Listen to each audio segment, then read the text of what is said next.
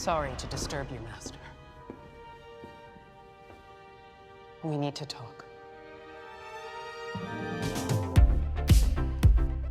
Hey, welcome back to ScreenCrush. I'm Ryan Airy, and I want to talk to you about the finale of The Acolyte. I think it was the best episode of the show so far, but it also highlighted a few flaws in the show's format that I think kept it from being truly great. A little later, I am going to talk about the good, the bad, and the theories with Dodd Seitz and Heather Antos, but first, here's my take. Once again, the show delivered these huge ideas and strong performances that were hampered by the limitations of being a streaming show. And I want to be clear, I like The Acolyte. I think it's a good contribution to Star Wars canon, and I want more! But in the future, I just want the show to be better. But first, I really want to talk about what I loved in this episode. I thought it had a strong balance of action and character. Whereas, outside episode 5, every chapter seemed to have either great action or strong performances. This episode was loaded with both. The wirework fight was spectacular, and it makes me wonder why Star Wars has never really embraced this before. It is such a natural fit for this universe, and I want to see it in every single Jedi fight from now on. But the fights were also very tactile and real in a way that, well, the prequels never achieved, like the way their lightsabers sizzled on contact. This felt cinematic, like you were watching Rey and Kylo Ren fight in the woods, and you really felt like the lightsabers are a dangerous weapon and not like a Bakken that they lit up in post. Okay, so you like the fighting, but what about the characters? Yeah, so I've been critical about how this show is developing its characters because it withheld information from us. When the show begins, we know that Osha was Solo's Padawan and that there was some kind of disaster. Indara and I saved her from a terrible fire on Randolf. I remember. But because we don't know the full backstory, I personally had a hard time actually caring about what any of the characters wanted. But now that we know that information, Sol's story becomes so tragic. All he wanted was a Padawan, and this desire for a familial connection was his downfall. He watched his Padawan get murdered, and then later watches his first Padawan murder him. Now that we know about his guilt over the death of their mother, he's suddenly a much more interesting, nuanced character. I think the show was wrong to withhold this information for so long, but I'll talk about that later at the end of the video. Osha was also finally given a chance to tell us what she really wanted all these years.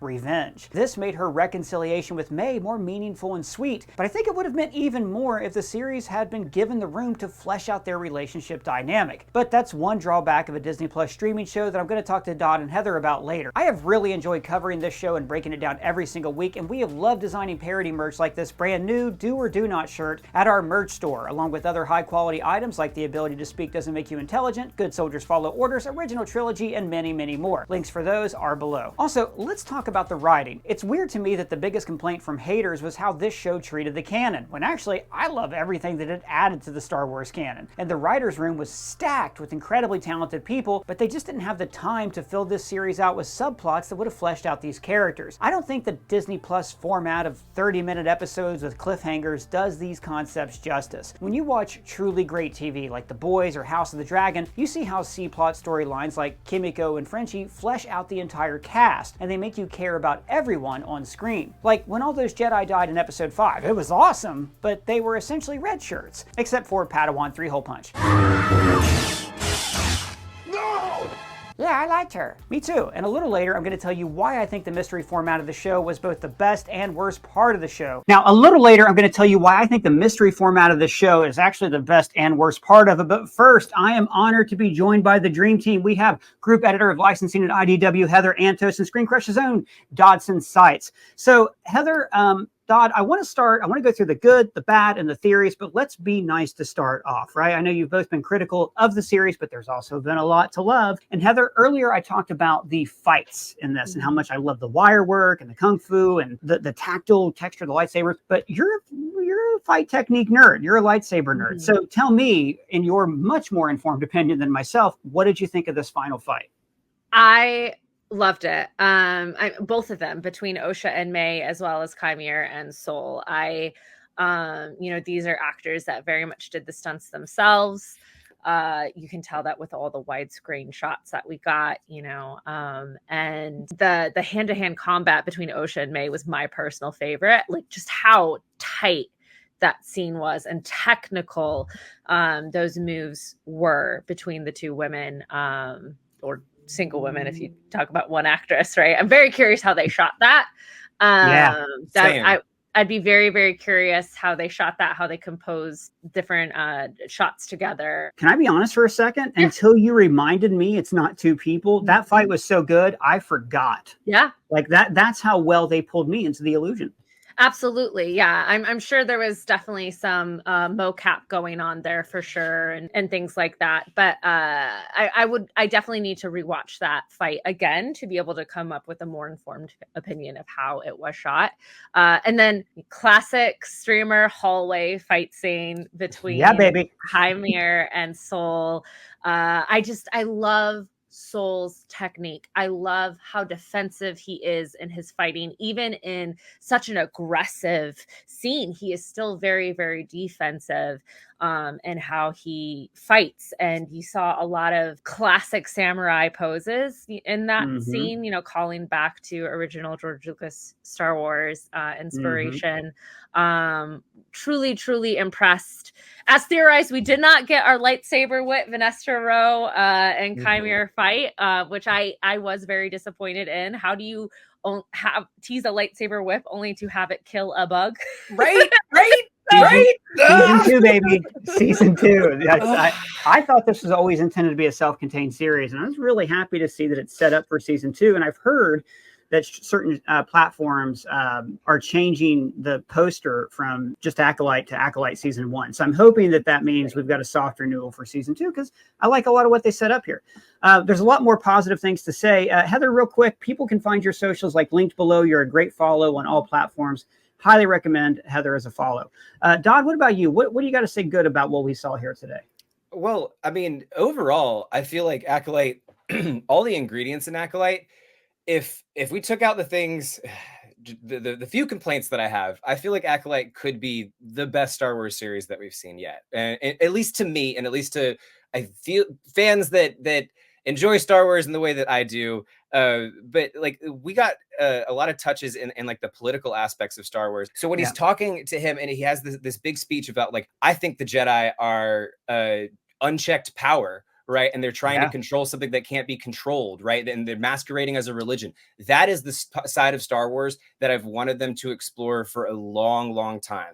I've thought for the longest time, if you look at Jedi on just a topical level of what they are, right? The story of Jedi's being a hero feels very much like a Paradise Lost narrative. Feels very much like they prop themselves up and put themselves to be this good force. And at the end, like the story, when you look at the story of the Acolyte, the Jedi are the bad guys, right? There's a lot of people in the Star Wars fandom that had a hard time digesting that throughout the whole thing. But like, we really, really validated that through the story. And like, a lot of times with these shows, we get on our own leads of our own theories and stuff like that. And like, oh, are we really going to see the Jedi, like a more holistic side of them and really see them flawed, right? That wasn't just our fan theories. That ended up being what the story was and what Acolyte was trying to show. And to me, that is the strongest aspect of the Acolyte. And that holds up to, like, the only thing that I feel is resonates stronger with what Star Wars is to me is Andor. One thing too, I didn't mention this in our breakdown video, but I meant to. Ray and Court's little speech also does show us a glimpse into how the galaxy was able to just kind of drop the Jedi so easily, you know, to the point where within a single generation, they became myth because people resented them already. They resented, like, you know, we heard this in some great writing in the first couple episodes. People resented being told what to do or that they were not as good as the Jedi. People don't like to be compared to other people and made to feel like they're less than because these perfect space monks are always going to be there to protect you. Oh, and the way, Heather, he pointed out that the weakness of the Jedi isn't their use of the Force, it's their emotions. I thought, we've seen that firsthand. I thought his little monologue, like Dodd said, brilliantly cut to the core of what works about the Jedi Order and what doesn't. So how do you, as like a Star Wars nerd who's developed continuity for several years, how do you feel about what they added to the canon in the show? I loved it. They've added so much canon in this show in a really, really cool way. I loved that senator, how he feels about the Jedi and the distrust. And we see that, obviously, right? We see that with Vanessa Rowe throughout this entire series, this entire season, you know, can we as a viewer trust her? I don't know yet. And I really, really love adding that color to the Jedi in a time when they are supposed to be all powerful, right? You know, is she looking out for the Jedi Council? Is she only looking out for herself? Is it a little bit of both? Who's to say? So they've really done a cool job adding this element of the Jedi at a time when the Jedi were all powerful, you know, heroic beings. But it is nice to see this flavor of distrust. And as you said, it really helps add to their eventual turn, as we see in the prequels, which I'm glad that they did really lean into that. I did wish we got some more of these political conversations and through lines earlier in the series. You know, as soon as we had this conversation with Vanessa and I forgot his name too, the senator. But see, that's part of the problem. You shouldn't be forgetting his name. Right. No, you should have been a character all the way through. I was like, if we had this scene in episode 1, I'm all on board. Like, if these stakes of, people distrust the Jedi, right? People. God, you're right. That would have been great. It wouldn't have been a guessing game of what the message of the show was. No, and then we would have all of a sudden there's stakes if they find out the Jedi were behind us. All of a sudden there are stakes if we find out that Sol is the one who killed Osha. All of a sudden there are stakes if Osha turns to the dark side, or May or whomever. All of a sudden from the very beginning there are stakes if it is found out that the Jedi are the ones behind all of this. There's a reason why Vanessa is trying to hide all this from the council. There's a reason Vanessa is trying to hide, that single conversation informed and colored the entire series in a brand new light. And I do think it was a huge mistake to not include that earlier in the series. Yeah, and like I'm going to talk about later on, I actually think the mysteries are the best and worst part of this show. I think that they not only kept back some important plot details, like you said, and lack of stakes, but I also think it held back a lot of character motivation. Although I do got to say, Sol, in the last 2 episodes, we finally got him. We know why he did what he did and why he feels so bad, and just an incredible performance during his death scene. Dodd, who was your MVP of this episode? Like, what character really came at you and said, oh man, this is the person I wish I could have seen more of? What an eye roll, Dodd. Oh my goodness. I'm trying to think of something that's not a cliche answer from what I've posted before, but it's Kymir. I just want to know more about Kymir. I want to know everything that's going on with this stuff. We got a little bit of a tease of he was Vanessa Rowe's young Padawan, right? And it's kind of like he seems to be the center of season 2. And I'm really trying to think of a character that I want stronger than that. But no, I really want more answers, because I feel like that was such an interesting character that we've ended up creating here. When he was fighting Sol and the things that he was cutting him deep with, right? Like, he knows what he's talking about. I want to know where that came from. So I do want to get into what, some things that we thought didn't quite hit about the show. But before that, we're already down this path. So let's just walk the dark side fully. Let's talk theories real quick, because I was surprised how much the show left open. Heather, about Vernestra. I assumed that Vernestra had been speaking to Yoda, and the whole time she was reporting to Yoda. It seems like you think another way, like she could have her own agenda. What did you think? I absolutely think she has her own agenda. I don't know what that agenda is, but her speaking to Yoda at the very end, it brings into to me a lot of questions about what Yoda knows versus doesn't know. What did Yoda know, and when did he know it?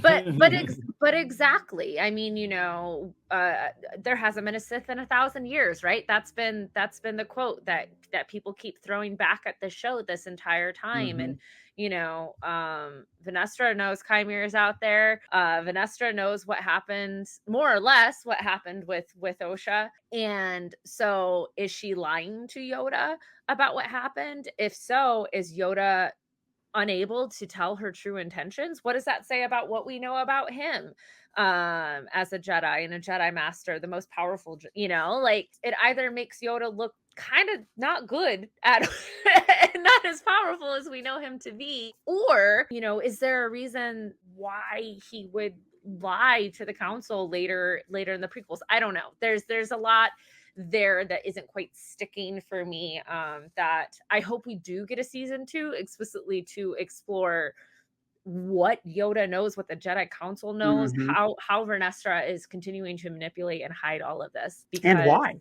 and why exactly. You know, I also wonder, we had that Plagueis cameo. Well, then why is Chimere looking for an apprentice? Is he Mhm. looking for an apprentice so they can overthrow Plagueis? Is he doing it for Plagueis? Did he even know Plagueis was there? Does he think this is his own hideout? Does he even serve Plagueis? Is he actually a Sith, or is he a Knight of Ren? Dodd, do you think some of these questions, like what's your thought on Plagueis and how he's going to fit into all this? The way that they left it, there's just so many different possibilities, like all the different strings you aligned there. The fact that he said that he wants a people doesn't necessarily mean that he doesn't have a master himself. So Chimere could be one of Plagueis's apprentices. Maybe he knows about him. We know that Plagueis did travel to a planet specifically for kurtosis that we think is the planet where Chimere and Osha are in that scene. So he could have been coming there for his own resources, just to be there. And then this is maybe where he stumbles upon let's just like happens to run upon them on the forest, which just kind of feels how they set it up.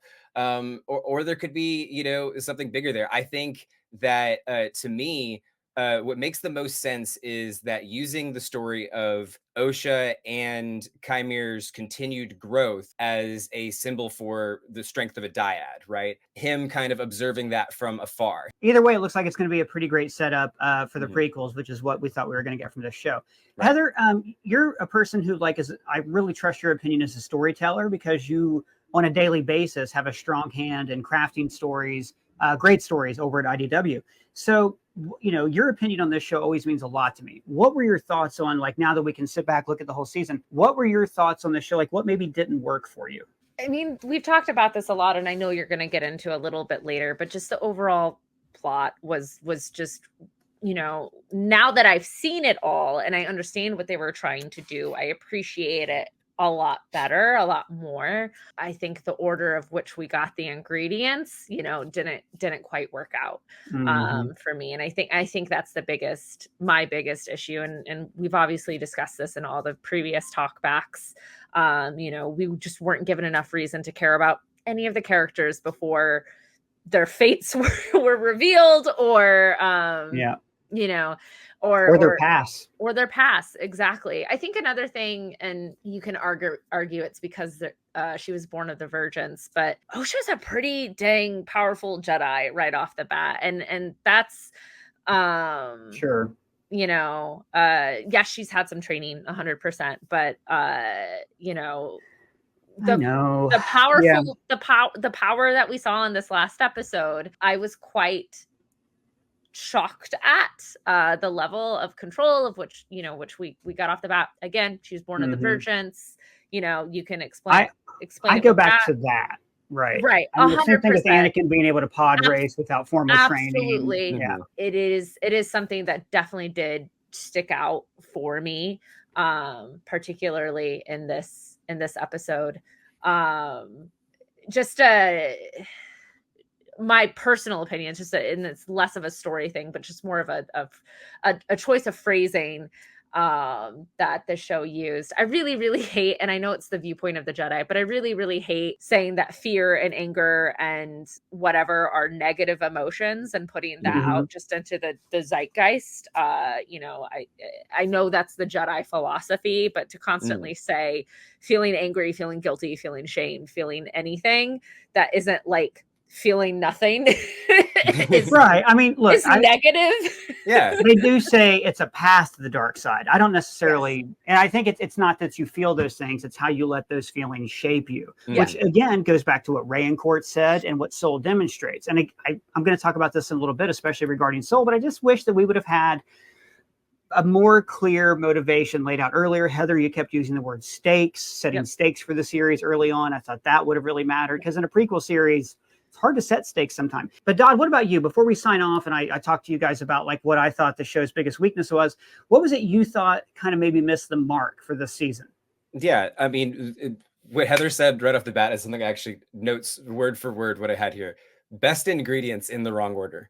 And I think that it was really fun that this was not a giant movie, because we got to talk about each individual episode. And I think the conversations around them were great. The pacing of which those mysteries were spread out. We got a lot of questions answered right off the bat, right? We usually have a lot of fun with our theory videos of who's under the mask, right? And then it seemed like just as soon as that question was introduced and proposed, it was revealed, right? And same thing here. Like a lot of the things, I really did like the prophecy, coming true at the end of the episode that she saw. But we saw that at the beginning of this episode, right? They could have literally had that one scene, even if they just put it behind the episode 7. So it came in episode 6, right? Where the last time we saw Chimera and Osha together, right? Just have that vision then.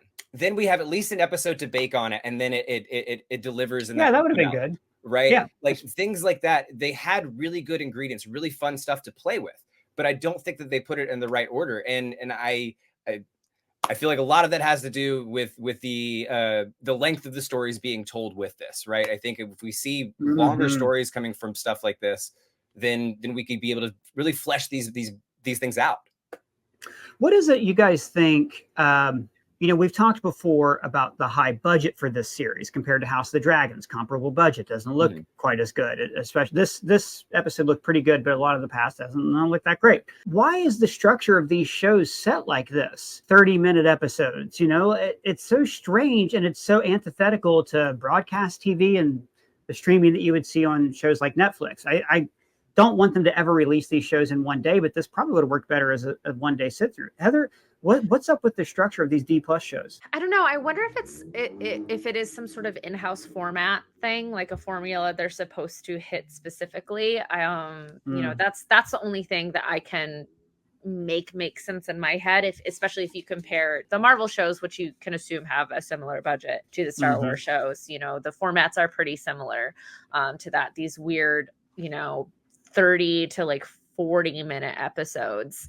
I think the thing that like confuses me the most with all of these is I know all of these episodes are written, they're not written 1, 2, 3, episode 1 we shoot 1, episode 2 we shoot 2, they're written all at once. And so that's my biggest confusion with all of this, is if we're sitting and writing and crafting this as a mini series, so to speak, that has a cohesive arc in all of it, why and how do we end up with so many glaring mistakes, such as no stakes from the very beginning of the show? That's where my biggest question mark with Acolyte in particular falls, is, was there some massive rewrite? Was there a different intention that was supposed to happen that shifted in the making of the show? I don't know. Dodd, what's your take on that? When the success of Mandalorian shifted everything, right? They moved away from movies and went into TV series. And that caused things like Kenobi to be shifted from a movie to a TV series.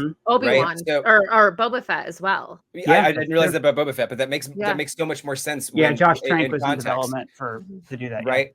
And so, like, Heather, when you're talking about, like, they're writing it all at once, and then if you think about it, they're writing it all at once. You're writing one big, long story and deciding where to cut it, right? I always complained about how Kenobi was cut from that, because I think of it as a long movie, and, like, the initial plans of how it was written, I was like, I feel like that really would have worked better for the Kenobi series, right? I really loved a lot of the things they were bringing there. Same thing now in hindsight with Boba Fett. Like, I think there's times where they ended up stretching it out and ended up, adding CW motorbike races and all kinds of strange stuff that didn't really necessarily fit the story. A whole episode dedicated to Mandalorian when it was really just meant to be a story that was a movie-long story. This, to me, would have been an overcrowded movie.